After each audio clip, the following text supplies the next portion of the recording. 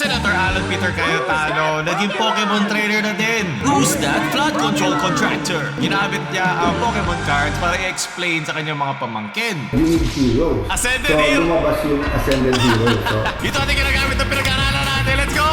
Cheese Escudero unsent a message dahil nakita to CCTV ni Hart kasama si John Prats, David Gison, and the Marites wedding. Mukha daw corporate PR event itong wedding nila. Department of Agrarian Reform, kailangan niya reform ang kanilang We Are Hiring post. At ang kontrata ay 15 per month. Ito ating papabalita ka na yung atin agad simula. Ako nga pala si James Sapper para magandang balita nga sa Pilipinas. So kaya taros Pokemonification na pagkabigkapangahin ng Philippine politics. So syempre dahil Pokemon fan tayo, alam nyo naman tong ating nahilig sa Gengar. Gusto ko makita kung anong meron dito sa paggamit niya ng Pokemon sa isang seryosong topic dito sa Pilipinas. So panoorin muna natin. So alam ko lang dito, ginamit niya to bilang pang-explain sa kanyang pamangkin na may mga iba't iba silang mga hobbies at interest para maintindihan nila ano nangyayari sa bansa. So pakinggan natin. so nagche-chess kami nung isang... Po siya, nagche-chess pa po siya. Hakot na hakot lahat ng EA. I was not that happy of the way... I really knew I couldn't just tell him, you'll understand when you're older. I also knew that I cannot give him a 1-hour explanation of all political issues. What's the ICC? What's protective custody? What's an attack? Why 13? Etc. No? So having said that... Naka-Daytona ba siya? Oh shit. Gusto ko ng Pikachu Daytona. Kung may kilala lang kayo dyan. I figured out... Ako rin ang Pokemon. Yun ang Pokemon na mahirap. I Okay. praise God for the opportunity. So if you have young children and you want them to have a neutral explanation of what we're going through as a nation, I thought of a way, I received this way of explaining through Pokemon. Okay, what do I mean? So if I can do it all over again and my pamangkin says, what's happening? I'll start with Mega Dream. Okay? So everyone Okay. has dreams. Ginagamit, isa ba di nakakalam yun yung mga release names ng mga packs or ng mga boxes. Dahil nag-release sa Pokemon na may kasamang name para syempre, ma-sift through ka doon sa dami ng nilalabas sila mga releases. In this world to think big, dream big. Lalo sa Taguig, yun ang ano namin, may kanta pa na Think Big, Dream Big. So itong series na to, Mega Dream. So let me start with this, no? Everyone has a dream. And I really believe that God plants a dream in us. But of course, the devil also plants wrong dreams. Way lang ata ito para i-flex na hindi niya kailangan bumili sa mga scalper.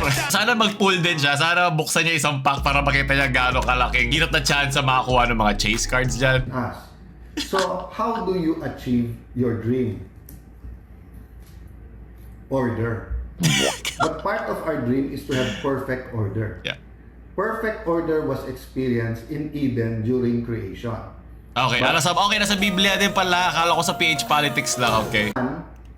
Ang dami na nangyari afterwards, whether you talk about Cain and Abel, whether you talk about... Ano ba ginagamit natin dito? Biblia o Pokemon? Magkaiba po yan. Iba ang Pokédex, iba ang Biblia. Was art.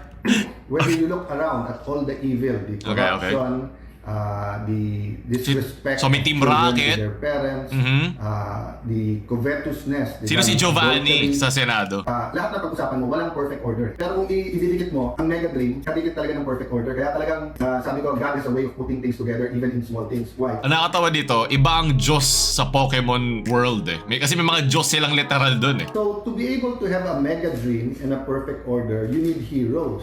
Ascended So, Hero! lumabas yung Ascended Heroes. So, Okay. Ang gusto ko sana nilabas mo yung boxes kasi sobrang kupal ng mga scalper, mga elite trainer boxes. Nagtitingin ako ngayon, wala akong mabili. Kung may makilala man kayo, please message nyo ako sa Instagram. Maghahanap ako ng mga boxes na hindi pinatungan na ng gas. Parang awa niya. Alam ko mahirap. So, ginagamit ko lang yung cloud coin na sa paraan na mag-enjoy naman ako. una yung Mega Dream, Please. then yung perfect order, Message na ako sa Instagram. Ito yung aking link. Kahit Ascended Heroes. Lahat na sasabihin niya rito. Man. then Ascended Heroes. Okay. Hindi nakapatong pati nanay mo, ha? Problema, we're human. So yung Oh my God, dyan si Mega Gengar, man. Meron nga kami pupuntahan bukas na kuha ako ng Mega Gengar finally. Dahil di ako makapag-pull, bibili na lang ako ng singles. sa comic books or napapanood natin sa Netflix or napapanood natin sa sine, yan yung mga heroes, kaya nga meron din villains, di ba? May bida, may kontrabida. So ang problema ngayon, sa algorithm natin, sa ating political thinking, parang rumble ng fraternity members na, kung patayan na o gulpihan na, I don't care about who's right and wrong. Ang gusto ko malaman, who's gonna catch them all? Who's going to catch lahat ng mga nagnakaw sa flood control? Di pa nga natin nakaka-capture yung favorite kong Pokemon. Nasa, sa parte na ng Pilipinas eh. Di pa nauuwi ng mga ating NBI trainers dito sa Pilipinas eh. Nila Zaldi Pokemon eh. Lang ako sa kakampi ko, di ba? So, explaining to young people that there's always a dream. Who's that flood control contractor? And of course, the better the order or perfect order, mas madali. But then, sinong bida, sinong kontrabida? Ano yung kalalabas lang kung hindi ako nagkakamali Ay, last na. kahapon? Last ano? Chaos rising. Okay. So actually, eto pinag-uusapan kahit sa Senate. Bago lang to. Ngayon lang to lumabas. But what brings chaos? Nung maayos lahat sa kagustuhan ng Panginoon, walang chaos eh. Di ba? Pero since then, every time na sabi sa akin po ng isang kaibigan si Noy, sabi niya, huwag ka nang mag-isip pa. Kasi simple lang, matino ka. Gusto mo matino yung Senate. So guguluhin ka talaga. So chaos is not only brought by bad people who want to destroy something good. Wait lang, so malaman, sino? Si RCO, the Supreme God and Creator of Pokemon. Okay. Oo nga, the original one hatched from an egg before the universe existed, shaped the cosmos using its 1,000 arms. It's also brought by bad people who want the status quo not to change. So maraming Meowth eh. Maraming Meowth na gusto kumaltas sa kaban ng bayan eh. Wants to prevent good people from changing. So am I saying kami good, sila bad? No, what I'm saying, there are 24 senators, there are different political leanings, there are a lot of issues. 24 yung gym battles na kailangan mong daanan. But just like parents, hindi magmula parati sa parents' health, your spiritual health, your mental health, your physical health, your financial health, diba? Grabe, 9 minutes na wala pa ring pool. Wala pa ng mga chase guards. Nasaan na yung Mega Gengar ko? Nasaan na yung Greninjas ng Chaos Rising? Ang chase cards sa mga di nakakalam yung parang mga top na pwede mo makuha sa mga cards na yun. Either rare sila or malakas sila. Kasi kakalaro ko lang din ng Pokemon TCG. Punta kayo sa gaming channel, naglaro ako ng Pokemon TCG Live. At so pa mag-try iba pa mga card game kasi alam niyo na maglalaro ko ng Magic the Gathering. I think ang goal niya rito is maging sa younger generation mas maging relatable. Ginawa din niya ni President Bongbong Marcos. So nag-ML siya, kung naalala niyo. So parang ano din naman siya eh. Everything's political. Okay, kahit anong gawin mo, kahit sabihin mo hindi political, every move, lalo na pag nandito ka bilang isang politiko, is a political move. At I think gusto rin niyang makilala siya as the Pokemon guy. Kasi may nakikita rin ako sa mga groups na sinasali ako na siya yung bumibili ng Pokemon cards. At ewan ko, okay lang din naman yun. Hindi mo mapipigilan ng isang tao na gusto niyang bilhin. Pero ayoko lang talaga pinagsasama yung mga ganong klaseng hobbies sa politika. At tingin ko meron siyang panahon at oras. Pero yung context kasi nito, nakalin dun sa kanya usapan sa mga pamangkin niya. Walang problema kung gusto niya gawin niya. Pero kasi ginawa na niya to, record niya, tapos pinost sa kanyang public account. Na iba na agad, the medium is the message. Iba na agad ulit yung angulo nito. Kasi hindi na siya private matter. Yung pag-uusap na ng pamangkin mo ba nag-chess kayo, so hopefully hindi to E4 into D4 na mga happenings. Pero yun nga, nag-iba na agad yung tone niya at yung goal niya. Kasi para sa akin, na pinahiga ko siya, ayoko marinig ito sa isang seryosong matter. Pero yun nga, yung context niya is kinukwento lang niya, nangyari sa kanya sa pamangkin. Pero alam naman natin kasi kung gaano ka-performative ang ating Senado, kung ano man. Baka ang bilis, parang Netflix series ang Pilipinas sa mga ganitong pangyayari. So, tulad na balita na ito naman, yung kasalan ni David Gison at ni Angelic Manto ay naganap na at lumabas na yung mga marites na tinatawag na mukha daw corporate PR event itong wedding nila. At sumagot si David dito, sabi, good thing it's not your wedding. Narinig na natin ito sa lahat ng mga marites at mga reunion na nagaganap pagdating sa ating mga sari-sariling buhay na marami talaga opinion ng kung sino-sino. At totoo naman to, both. Totoo yung sinabi nung random critic niya at yung kanyang sinabi. Kahit anong gusto kong gawin, gusto kong tumambling sa salan ko, wala kang magagawa. Pero yeah, matatawa ka nga naman, bakit ka tumambling sa wedding mo? Parang siya eh. Ito sinabi ni isang redditor. Totoo naman yung sinabi nung nag-comment, pero ano bang pakina nila lahat? Pera naman nila at oras sila, totoo. Mahilig naman talaga mag-comment, lalo na sa social media. I think ganoon din naman ang trabaho ni David Gison. Ito mga unsolicited advice at mga opinion ng mga tao talaga, masarap isaksak sa lalamunan nila. Pero wala kang magagawa kasi public people sila eh. Nag-thrive din sila sa ganong klaseng views, opinions at comments. Like, ganoon din naman ako. Like, pag may sinasabi sa akin ganitong critics, go lang kasi ganoon din naman ako. Parang nag-dish out ako. So, wala lang. Wala naman siya kakaiba at normal lang naman ito. Pero kung nakita nyo nga naman yung kanilang post, din siya. Parang mukha daw siyang funeral na parang black and white at yung colors daw is ibang-iba yung mga kulay. Ewan ko, di kasi ako follower niya. Pero nakita ko sa mga post sa Reddit na ibang-iba daw yung energy ni David compared sa dati niya mga relasyon. Pero wala naman akong pakialam doon kasi ang mga tao nagbabago naman. Pero yung mga followers niya, yun yung naaalala nung ganitong post. Kasi para siyang release eh. Mukha siyang release ng isang AM plus DG. Para mga release ng mga damit. Alam mo, pag meron mga collaboration ng Bench and H&M, parang gano'n yung point. Pero yun yung style na gusto nila, magagawa natin. Think naman next content nila. Ito, nasuck na yung life out of David. Kakapush niya sa aesthetic na ganyan. I wonder anong person dapat ni David kundi lang din siya nasunod. Una-una, hindi naman tayo kasama sa relasyon nila, so wala tayong masasabi kung anong meron sa kanilang usapan. Pero yun nga, ito hirap eh. Parang ang dami mong titang nangingilam sa'yo. Dami mong tito at tita na merong masasabi sa gagawin mo. So gawin gawin mo na lang din yung gusto mong gawin. Kahit gawin mo yung gusto nila, may masasabi pa rin siya. So, gawin mo na lang yung mag-e-enjoy ka. Kasi ganoon din naman eh. So, ang maganda, ipamukha mo pa lalo sa na Ito gusto ko eh. Anong magagawa? Ikaw ba yung nagbabayad sa kasal? Ikaw ba nagbabayad sa event? Hindi naman, di ba? So, paalam namin sa opinion. pero you have the right sa sarili mo opinion. Kahit gaano pa kabasura ang opinion mo. Ganon talaga ang social media. At ganyan din ay isang public na content creator. So, sunod na balita kaya na ito naman. May looban sa mga CCTV. Nakasama ni John Pratt sa dala-dala yung bag. Wow, lagyan mo na yung circle at yung arrow na red. O siya pag ginagamit mo tapos nilagay mong thumbnail yan sa FB or sa YouTube o siya kiklik yan ng mga marites. Wow, kala ko.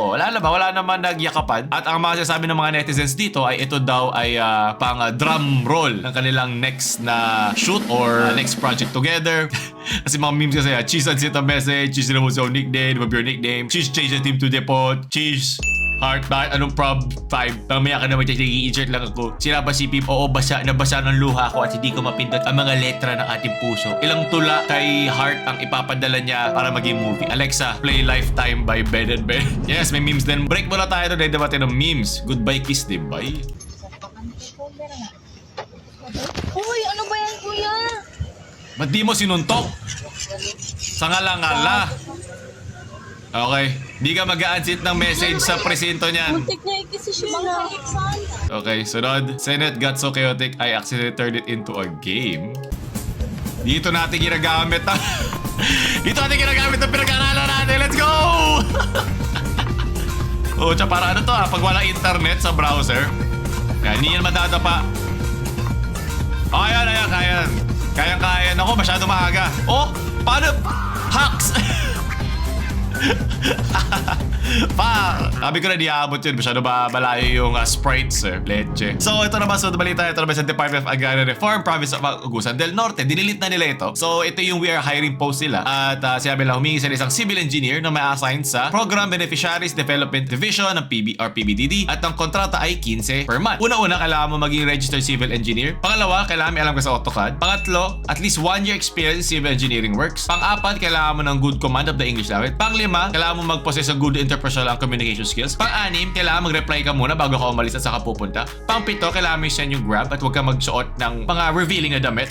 Ang 10 utos ng boy best friend at ni Stella. So, delete nila ito kasi nagkaroon din siya ng backlash ng mga tao na ang daming hinihingi para sa ganitong halaga. Una-una, 1 taon na experience pero yung sahod, ganitong halaga lang din. May mga nagsasabi din naman na ito yung rason bakit umalis na ako bilang isang civil engineer kasi ganito na yung kababa ang kikitain mo para sa effort na kailangan mo ipasok. Nag-update din sila regarding dito. Sinabi na dito na the Department of Agrarian Reform Agusan del Norte would like to express its sincere appreciation to all individuals who have shown interest in applying for the civil engineer position to be assigned in the yun nga. So, in-acknowledge naman nila, we acknowledge the concerns and sentiments raised by members of the public regarding the compensation indicated in the job posting. We sincerely apologize. We may have felt disappointed or disheartened by the salary rate attached to the position. Public service always requires dedication, commitment, and a genuine desire to serve the Filipino people. Pero syempre, while compensation is an important consideration, however, at present, the indicated compensation is the available budget. Ayan. So, yan. So, it all interconnects sa simulang-simula. Nakikita mo to, itong pinost ng Department of Agrarian Reform. Nakikita mo kung ano yung nangyayari sa Senado. Anong klaseng kakalokohan, kengkoyan, na parang nanonood ka ng Netflix, na parang may panahon pa silang magkengkoyan. Pero ito mga araw-araw na nagtatrabaho ng tao, ito ang realidad ng buhay na kinakailangan nilang pagdaanan. Nakikita ka, magtatrabaho ka, magpapagod ka bilang isang civil engineer at ito lang ang kikitain mo. Paano may angat ang buhay mo at ang pamilya mo sa hirap? So yun yung nakakainis na itong pagka-out of touch ng mga senador natin sa tunay na buhay na may paano pa sila magagaganito. Ito yung nakakainis. At dito nanggagaling apoy ng mga taong galit na galit sa kanila sa mga comment section, sa mga nakikita natin sa social media na ginagawa sila min at katatawanan. Kaya hindi mo dapat sila sambahin. Kahit idol mo, kailangan mo pa rin i-critic. Kahit idol mo, need yan. Kung magkamali yan, kailangan ready ka na i-call out sila. Yun lang naman yun eh. Tapos, matuto sila doon at maging mga mas mabubuti at mas magagaling na mga senador. Kasi ma-apply mo to pati sa pagiging isang tao eh. Wala namang kakaiba sa hindi naman sila mga Diyos. So, despite this limitation, management remains committed to providing employees with opportunities for professional growth and career development through assignments and responsibilities suited to their academic qualifications, competencies, and work performance with a reasonable time frame. Pucha, grabe yung word count nito. Napapagod ako magsalita sa haba. The position is open to individuals who believe in the opportunity to align with their personal and professional expectations. Para ito lang yan have you seen my email? Another word for, nagbabasa ka bang bobo ka? Kaya yun din yung feeling nito na binabasa ko. Pero yeah, however, in view of the public remarks, the provincial office has decided to close the acceptance of application at 5 p.m. on Monday. Baka nagkakaroon na rin sila ng mga emails sa pinagtitripan sila, pinapadal sila ng mga photos at mga memes. Di ko alam kung ano talaga yung mas nakakatakot dito eh. Yung job scare na isang job application or yung nakikita mo lang sa job application mo ganito yung halaga ng kikitain mo. So yeah, once again, we thank everyone for the feedback, understanding, and continued support sa DAR Agusan del Norte Provincial Province. Gaslight pa, sabi na isa. Yes, nakakalungkot at ito relevant. Kaya nga binibigyan ko ng panahon yung mga ganito klaseng mga memes at balitang yun na kasi gusto ko nakikita nyo to eh. Na hindi man kayo mga civil engineer iba dyan, magkaroon kayo ng pake kasi pag ito dumating sa inyo, yung mga ganitong klaseng mga job application, at least diba alam mo na nangyari to sa iba, magkakaroon ka ngayon ng self-awareness at empathy sa mga taong pagdadaanan to. So, doon natatapos ang ating balita ngayon na sa 15,000, isang scalper rate lang yun ng Ascended Heroes na may onting bundle. So, doon natatapos ang ating balita ngayon. Gusto pa na mga ganito, ako rin si James Shopper, nag-atid na balita sa Pilipinas. Sa inyo to sa mga mahilig sa Pokemon yung friend at mahilig sa mga 15k a month yung friends sa mga rate. Pin comment down below. Follow nyo na Instagram natin. James Shopper na mamaalam. Shoo!